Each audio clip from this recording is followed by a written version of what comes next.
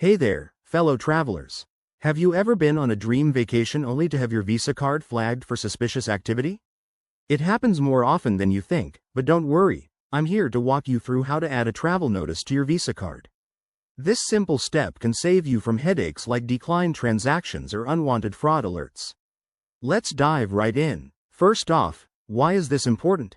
When you travel, especially internationally, your bank might see unusual activity on your card and put a hold on it to protect you from potential fraud.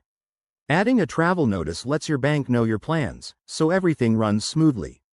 Now, the process is pretty straightforward, but it can vary slightly depending on your bank or the Visa app you're using. I'll cover the general steps, and you can adapt them as needed. Step 1. Log in to your Visa account. You can do this through the Visa website or their mobile app. If you don't have an account set up, take a minute to create one. It's quick and secure. Once you're logged in, look for the Travel Notices or Notifications section. This is usually under Account Settings or Security Features. Next, Step 2. Enter your travel details. You'll need to provide information like your destinations, think countries or cities, your travel dates, and maybe even your return date. Be as accurate as possible to avoid any issues. For example, if you're heading to Paris from next week until the end of the month, plug that right in. Step 3.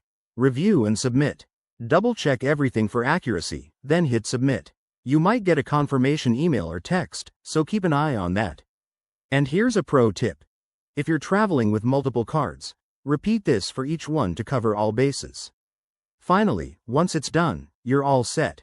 Your card should now be active and ready for your adventures without interruptions. Remember, it's always a good idea to add the notice at least a few days before you leave, just in case. If you run into any snags, reach out to your bank's customer service. They're there to help. Thanks for watching. If this video helped you, give it a thumbs up, subscribe for more travel tips, and drop a comment below if you have any questions. Safe travels, everyone. See you in the next one.